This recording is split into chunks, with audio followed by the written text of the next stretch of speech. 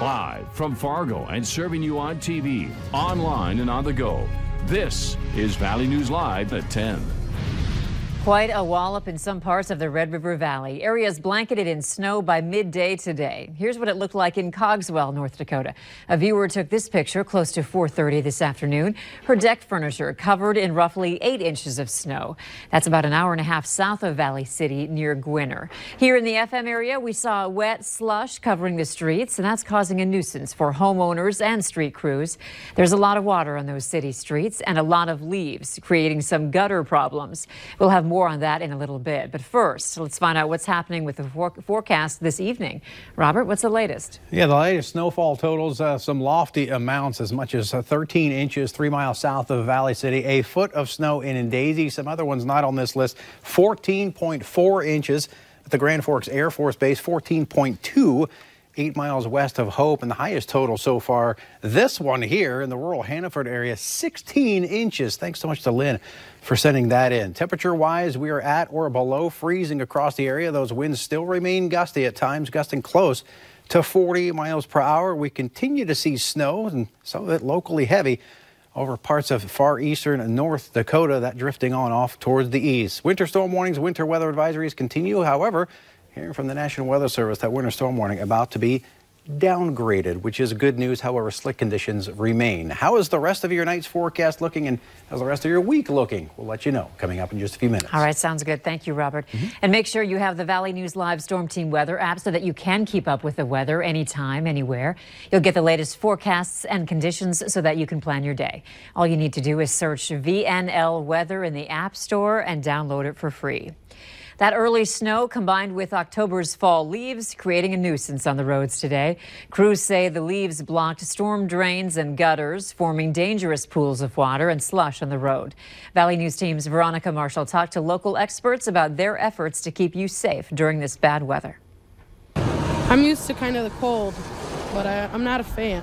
Emma Johnson has lived in the Midwest her entire life, so snow doesn't surprise her. But snow in the early fall does. I think it's a little too early for it to be snowing. I knew it would snow before Halloween, but this is pretty early in October for it to be snowing, I think. While she was caught by surprise, Fargo's road crews were ready and waiting. Salt trucks, sand trucks out all day. We're ready for anything that might potentially happen tonight.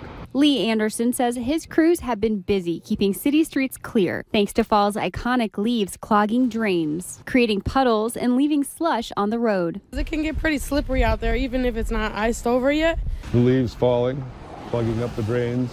It's been more of an issue today than the snow falling has been as far as sanding or anything, but we've had ponding water on the streets because the inlets are blocked with leaves. We've been addressing them all day, but you unclog them, the water moves down, they tend to clog again. So we've kind of been chasing them around most of the day, and we will throughout the evening also. Still, Anderson's team and other Fargo residents hope they'll get a break from the snow before winter really rolls in. We have not quite given up on fall yet, even though it doesn't seem like it's a fall day. We are hopeful to be able to complete some other projects before we turn our full attention to winter. I got my heat on like 85. I like the warm, not the cold. In Fargo, Veronica Marshall, Valley News Live. Once temperatures start dropping, slick conditions are expected on the roads tonight, so drivers are asked to take special precautions if they have to go out.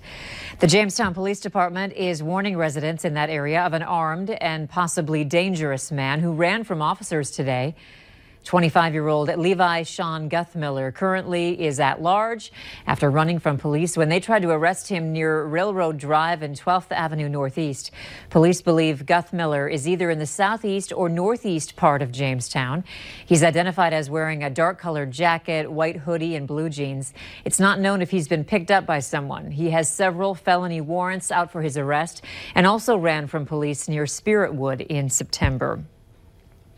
Fargo police need your help identifying this man. Police say he's wanted in a case involving unauthorized use of credit cards that stemmed from a vehicle break-in. If you have any information as to who this man is, you can call 241-1405 and speak with Fargo police. A Fargo woman reached out to our whistleblower hotline because she says her son is being charged with a crime for defending himself against two boys at Fargo North High School. Larissa Patterson says a classroom fight in August landed her son in the principal's office with a 4-day suspension, but she never heard from the school again until yesterday. That's when she received a letter saying her son must go to juvenile court and is being charged with disorderly conduct. And I'm not done, because I'm not going to stand for this. My kid did nothing wrong. He tried to defend himself against kids who were trying to take his homework. He served his punishment by accepting the suspension. This is ridiculous, and it's not going to happen. I will fight it every step of the way, all the way to Bismarck, to the Capitol if I have to. Fargo police say their incident report lists the charge as a disturbance of a public school. However, Patterson's letter from Lutheran Social Services states otherwise. We asked Fargo Public Schools for a comment on why that would be, but they didn't want to talk. We also asked why Lutheran Social Services got involved in the matter, but couldn't get any answers there either. LSS declined to comment on the incident. If you need help uncovering fraud and corruption in your community, call our whistleblower hotline, 237-6576. You can leave your tip, and then a member of our investigative team will get on the case and go to work to expose the truth. Authorities say 25-year-old Tyler Rodriguez has been identified as the person who was found dead along a road in Grand Forks. The body was found along 720 North Washington Street shortly after 10 yesterday morning. Authorities in Grand Forks say this case is still under investigation, so if you have any information, you can call them at 787-8000. Police say a naked North Dakota man who was high on drugs climbed into the holy water font during Mass at a church in Mandan Tuesday morning.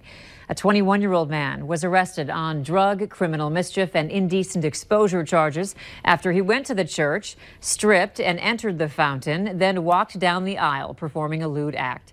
Officers say preschool children were at that service. The church says there are plans to drain, sterilize, and re-bless the holy water. Later on Valley News Live at 10, Florida is reporting the first death of Hurricane Michael, plus the latest on that storm. While other parts of the area seeing a foot or more of snow, officially here in Fargo, less than an inch. Today's high 40, well below that normal high of 59. On this date last year, 63 degrees. We do have some warmer weather to talk about on that 7-day forecast, and we'll get to it right after this.